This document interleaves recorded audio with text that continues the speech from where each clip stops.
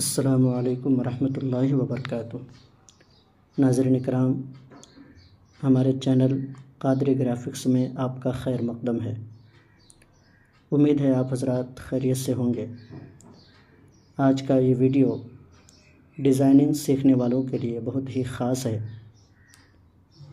صرف یہ ایک ویڈیو آپ اگر غور سے دیکھ لیں گے تو انشاءاللہ آپ کو 80% ڈیزائننگ کرنا آ جائے گا۔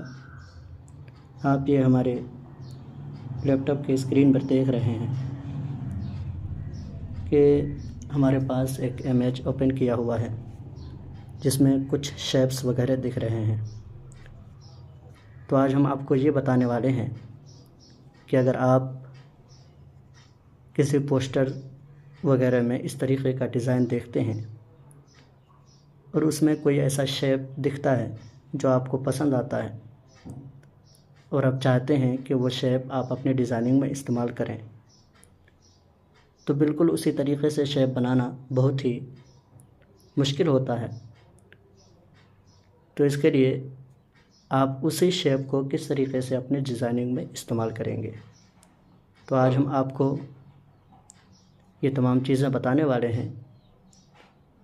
مان لیجئے یہ ہمارے پاس ڈیزائن ہے، اس میں شیپ کوئی ہم کو پسند آ گیا۔ یہ ہمارے پاس جو ڈیزائن ہے، یہ امیج ہے بٹ میپ میں،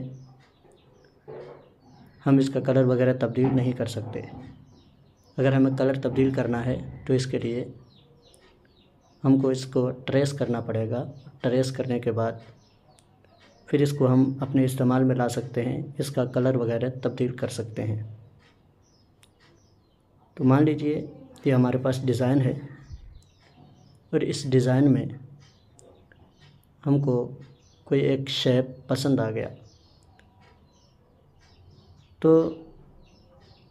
اس کو ہم اپنے لیپ ٹاپ کے اسکرین پر لے کر آئیں گے اور آنے کے بعد اس کو ٹریس کریں گے۔ تو آپ ڈائریکٹ اس طریقے سے ٹریس کر سکتے ہیں، لیکن یہ جو ٹریس ہوگا صحیح طریقے سے ٹریس نہیں ہو پائے گا۔ اگر آپ کے پاس امیج جو ہے اس کا ریزولوشن ہائی ہے تو صحیح طریقے سے ٹریس ہو جائے گا، لیکن اگر اس کا ریزولوشن ہائی نہیں ہے، کم ہے، تو پھر وہ صحیح طریقے سے ٹریس نہیں ہو پائے گا۔ جیسا کہ آپ دیکھ رہے ہیں یہ ہمارے پاس ٹریس ہو گیا، ہونے کے بعد آپ کو اس طریقے سے یہ دکھ رہا ہے۔ اس پر اگر ہم کو کوئی دوسرا کلر بھرنا ہے، چینج کرنا ہے، تو اس کے لیے ہم کیا کریں گے، اس کو کر لیں گے ان گروپ کرنے کے بعد اب اس شیپ کو یہاں سے سلیکٹ کریں گے۔ سلیکٹ کرنے کے بعد اس کو کر دیں گے ویلڈ۔ تو دیکھیے اگر اس طریقے سے آپ نے ویلڈ کیا تو یہ اس طریقے سے خراب ہو گیا، صحیح طریقے سے یہ ویلڈ نہیں ہو پایا۔ کیوں؟ اس لیے کہ صحیح طریقے سے یہ ٹریس نہیں ہو پایا۔ تو اب صحیح طریقے سے ٹریس کرنے کے لیے ہم کیا کریں گے، سب سے پہلے ہمارے پوسٹر میں یا کسی بھی چیز میں جس شیپ کو ہم نے پسند کیا اس کو یہاں سے کراپ کر لیں گے۔ مان لیجئے ہم کو یہ والا شیپ پسند آ گیا، تو سب سے پہلے ہم کیا کریں گے، اس کو اس طریقے سے کراپ کر لیں گے۔ کٹنگ کرنے کے بعد اب اس کا کلر موڈ ہم چینج کریں گے۔ تو یہاں آئیں گے بٹ میپ پہ، پھر یہاں موڈ پہ آئیں گے، اس کے بعد کریں گے بلیک اینڈ وائٹ۔ اس کے بعد اس طریقے سے آئے گا۔ آنے کے بعد یہاں آپ دیکھ رہے ہیں لائن آرٹ سلیکٹ کیا ہوا ہے، اس میں اور بھی بہت سارے آپشن ہیں، تو آپ کو لائن آرٹ میں ہی رکھنا ہے۔ اس کے بعد اس کو کم اور زیادہ کر سکتے ہیں۔ یہاں دیکھ سکتے ہیں آپ اپنا شیپ کہ وہ صحیح طریقے سے کلر موڈ اس کا چینج ہو رہا ہے یا نہیں۔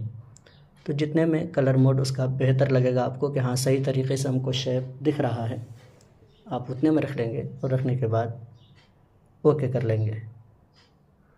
اوکے کرنے کے بعد اب دیکھیے ہمارے پاس یہ اس طریقے سے بلیک اینڈ وائٹ میں تیار ہو گیا ہے۔ اب اس کے بعد ہم اس کو کریں گے ٹریس۔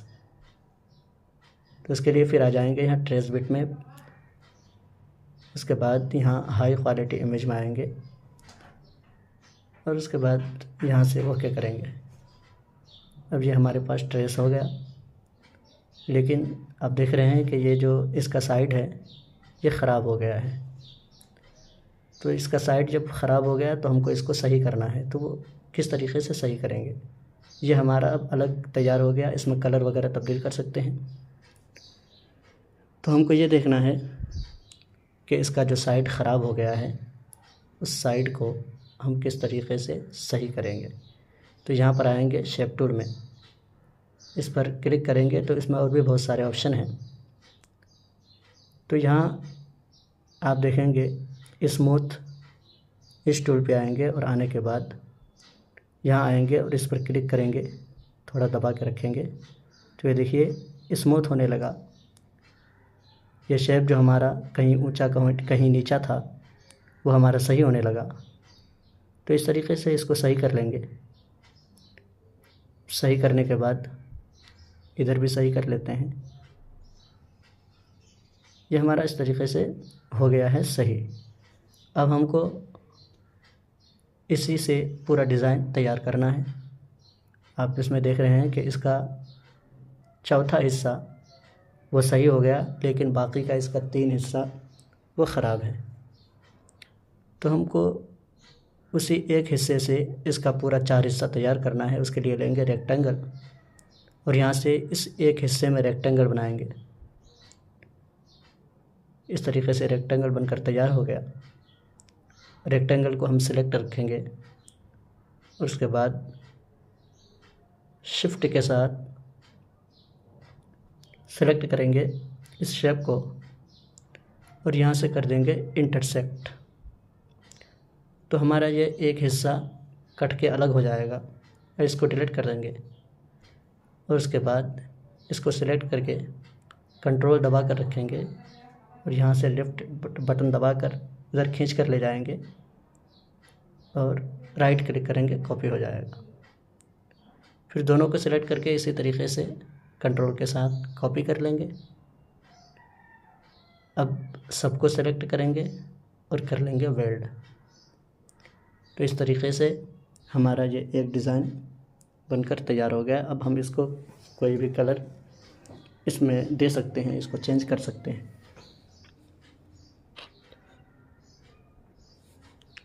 تو آپ کسی بھی پوسٹر سے اسی طریقے سے کسی بھی شیپ کو نکال سکتے ہیں اور اس کا مکمل ڈیزائن تیار کر سکتے ہیں، اپنے ڈیزائن میں اس کو استعمال کر سکتے ہیں۔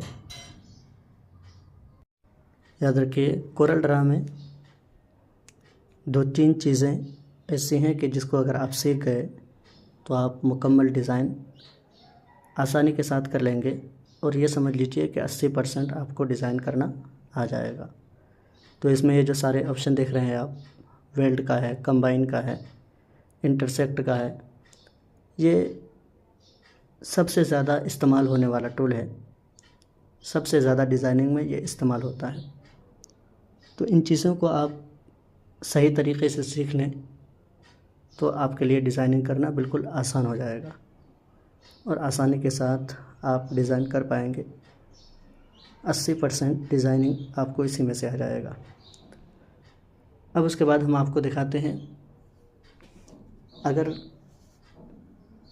کسی چیز کا بیک گراؤنڈ ہم کو ہٹانا ہو، مان لیجیے یہ ڈیزائن ہمارے پاس ہے، تو ڈیزائن جو بیچ میں ہے ہم کو صرف اسی کو چاہیے، لیکن اس میں بلیک بیک گراؤنڈ ہے۔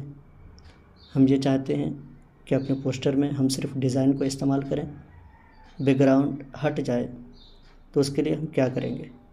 تو ٹریس پہ آئیں گے اور اسی طریقے سے یہاں اس کو ٹریس کر لیں گے۔ ڈیزائن ٹریس ہونے کے بعد اس کو اوکے کریں گے۔ اب اس کے بعد یہ ہمارا ٹریس ہو گیا، اس کو اٹھا کر ادھر رکھ لیتے ہیں اور اس کو کر لیں گے ان گروپ، بلیک بیک گراؤنڈ کو ہٹا لیں گے، ڈیلیٹ کر دیں گے۔ اب یہ ڈیزائن ہمارے پاس بچا، لیکن یہ دیکھیے ٹریس ہونے کی وجہ سے یہ ڈیزائن خراب ہو گیا ہے۔ تو اسی ڈیزائن کو ہم استعمال کریں گے، اور صرف اس کا بیک گراؤنڈ ہم کو نہیں چاہیے۔ تو اس کے لیے ہم کیا کریں گے، یہ جو ہمارا ٹریس کیا ہوا ہے سب کو سلیکٹ کریں گے۔ سلیکٹ کرنے کے بعد اوپر آئیں گے، کریٹ باؤنڈری، اس پہ کلک کریں گے تو ایک باؤنڈری بن کے تیار ہو جائے گا۔ اب اس کے بعد ہم کیا کریں گے، اس کے اندر جو ہے اس کو سلیکٹ کر کے ڈیلیٹ کر دیں گے۔ یہ صرف باؤنڈری ہم کو چاہیے۔ اب اس کے بعد ہم اس امیج کو سلیکٹ کر کے رائٹ کلک کریں گے اور پاور کلک کریں گے اس باؤنڈری کے اندر۔ تو دیکھیے یہ ہمارے اس کے اندر آ گیا، اور اس کا جو بلیک بیک گراؤنڈ تھا وہ ہٹ گیا۔ اب ہم اس کو PNG امیج کی طرح استعمال کر سکتے ہیں اپنی ڈیزائن میں۔ تو کسی بھی چیز کا اگر بیک گراؤنڈ ہٹانا ہو تو اس طریقے سے آپ بیک گراؤنڈ ہٹا سکتے ہیں۔ اب اس کے بعد ہم آپ کو یہ بھی دکھاتے ہیں کہ مان لیجئے کسی ڈیزائن کو ہمیں کٹنگ کرنا ہے، جیسے یہ پنک والا ڈیزائن ہے، تو ہم چاہتے ہیں کہ پنک والا ڈیزائن جو ہے یہ یہاں سے، جہاں سے یہ والا شیپ دکھ رہا ہے دوسرا والا، ہم چاہتے ہیں کہ یہ والا اسی شیپ کے اندر، اسی شیپ کے مطابق کٹنگ ہو جائے۔ تو ہم کٹنگ کیسے کریں گے، دونوں کو سلیکٹ کریں گے، جس سے کٹنگ کریں گے اس کو پہلے سلیکٹ کریں گے، اور جس کو کٹنگ کریں گے اس کو بعد میں سلیکٹ کریں گے۔ یہ چیز آپ کو یاد رکھنا ہے کہ کٹنگ جس کو کرنا ہے اس کو بعد میں سلیکٹ کرنا ہے، اور جس سے کٹنگ کرنا ہے اس کو پہلے سلیکٹ کرنا ہے۔ مان لیجیے ہم کو نیلے والے سے پنک والے کو کٹنگ کرنا ہے، تو نیلے والے کو پہلے سلیکٹ کریں گے، یہ ہمارے پاس سلیکٹ کیا ہوا ہے۔ اس کے بعد شفٹ دبا کر پنک والے پر کلک کریں گے، دونوں سلیکٹ ہو جائے گا۔ اس کے بعد کریں گے ٹرم۔ تو اب آپ دیکھیے کہ یہاں سے یہ کٹ کر اس طریقے سے تیار ہو گیا، بالکل اسی ڈیزائن میں۔ تو آپ اس طریقے سے کٹنگ کریں گے ڈیزائننگ میں، یہ بھی بہت زیادہ کام آتا ہے۔ اب ایک چیز اور، مان لیجیے کوئی نام ہے اور اس نام کو جو ہے مان لیجیے بڑا نام ہے، ہم کو شیپ میں لکھنا ہے، اور یہ جو شیپ ہے یہ چھوٹا پڑ رہا ہے، تو ہم چاہتے ہیں کہ ڈیزائن بالکل اسی طریقے سے رہے، ڈیزائن خراب نہ ہو، اور نام کے لیے شیپ بڑا ہو جائے۔ تو اس طریقے سے آپ اس کی کاپی کر کے ایسے ملا لیں گے، اب اتنے میں ہمارا نام آ جائے گا۔ تو اگر اسی طرح چاہیں گے استعمال کرنا تو کر سکتے ہیں، لیکن اس میں اگر کلر چینج کریں گے تو الگ الگ کلر چینج کرنا پڑے گا۔ اچھا کلر تو چینج ہو جائے گا، لیکن اگر آؤٹ لائن آپ ڈالیں گے تو یہ دیکھیے یہاں پہ اس طریقے سے ڈیزائن یہ دکھے گا، اس کا آؤٹ لائن۔ تو اس سے پتہ چلے گا کہ دو شیپ ہیں۔ تو ہم اس کو آؤٹ لائن اس طریقے سے نہیں بلکہ دونوں کو سلیکٹ کر کے یہاں سے کر دیں گے ویلڈ۔ جب اس کو ویلڈ کر دیں گے تو یہ ایک شیپ بن کر تیار ہو جائے گا۔ اب اس کے بعد اگر ہم اس میں آؤٹ لائن ڈالتے ہیں تو یہ آؤٹ لائن بالکل صرف سائڈ میں ہی دکھے گا، بیچ میں آؤٹ لائن نہیں آئے گی، اور ڈیزائن ہمارا خراب نہیں لگے گا۔ تو ویلڈ کرنے سے دو شیپ کو ایک جگہ ملا سکتے ہیں، اور اس طریقے سے آپ اس کو استعمال کر سکتے ہیں۔ اب مان لیجیے ہم کو کسی شیپ کا ڈیزائن بنانا ہے تو ہم ریکٹینگل لیں گے، اور ریکٹینگل لینے کے بعد ہم اس میں ڈیزائن بنائیں گے۔ تو ظاہر سی بات ہے کوئی بھی ڈیزائن بنائیں گے تو چاروں طرف سے ڈیزائن کا صحیح ہونا، ایک طرح کا ہونا بہت ضروری ہے، ورنہ خراب لگے گا۔ اگر ایک جیسا نہیں ہوگا تو خراب لگے گا، اور ایک جیسا بنانا چاروں طرف یہ بہت مشکل ہے کہ آپ ایک جیسا چاروں طرف ڈیزائن بنائیں۔ تو اس کے لیے ہم چاروں طرف کا ڈیزائن اس طریقے سے بنائیں گے کہ سب سے پہلے ایک ریکٹینگل لینے کے بعد اس میں ڈیزائن اپنا بنا لیں گے۔ تو ہم اس کا ڈیزائن پہلے تیار کر لیتے ہیں۔ اس کو آپ غور سے دیکھیے اور اپنے ذہن میں بٹھائیے کہ ڈیزائن چاروں طرف کا ہم کو ایک جیسا کس طریقے سے بنانا ہے۔ تو ہمارا یہ ڈیزائن اس طریقے سے بنے گا۔ شیپ ٹول میں آ کر اس کا شیپ اس طریقے سے بنائیں گے، تو یہ ہمارا ڈیزائن اس طریقے سے تیار ہونے کے بعد اب ہم چاہتے ہیں کہ یہی ڈیزائن ہمارا چاروں طرف آ جائے۔ تو جس طریقے سے ابھی ڈیزائن بنایا گیا، اگر آپ اس طریقے سے ڈیزائن بنانا چاہیں گے تو چاروں طرف ایک جیسا بنانا یہ ممکن نہیں ہے۔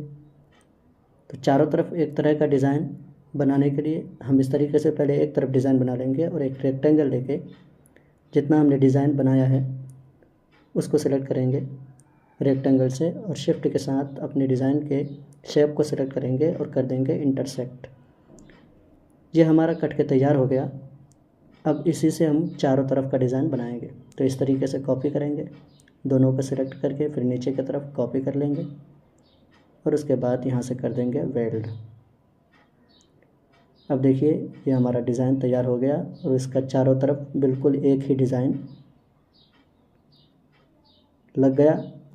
اب یہ خوبصورت لگ رہا ہے، لیکن اگر ویسے ہم اپنے جس طریقے سے ہم نے ڈیزائن کو بنایا اگر بنانا چاہتے تو نہیں بنا پاتے، لیکن یہ طریقہ جو ہے اس طریقے سے آپ آسانی کے ساتھ ڈیزائن کو بنا سکتے ہیں۔ تو ڈیزائننگ کے لیے یہ سارے ٹولز جو آپ نے ابھی دیکھا 80% ڈیزائننگ میں یہ استعمال ہوتا ہے۔ اس کے علاوہ ٹیکسٹ وغیرہ لکھنا، یہ ساری چیزیں آپ آسانی سے کر سکتے ہیں، لیکن ڈیزائن کو خوبصورت بنانے کے لیے انہی چیزوں کی ضرورت ہوتی ہے۔ امید ہے کہ آپ لوگوں کو یہ ساری باتیں سمجھ میں آ گئی ہوں گی۔ اگر کوئی بات آپ کو سمجھ میں نہ آئے تو آپ کمنٹ کر کے مجھے پوچھ سکتے ہیں۔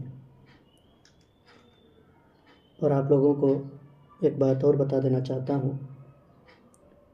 کہ ہمارے اس چینل میں کورل ڈرا کا CDR فائل اپلوڈ کیا جاتا ہے۔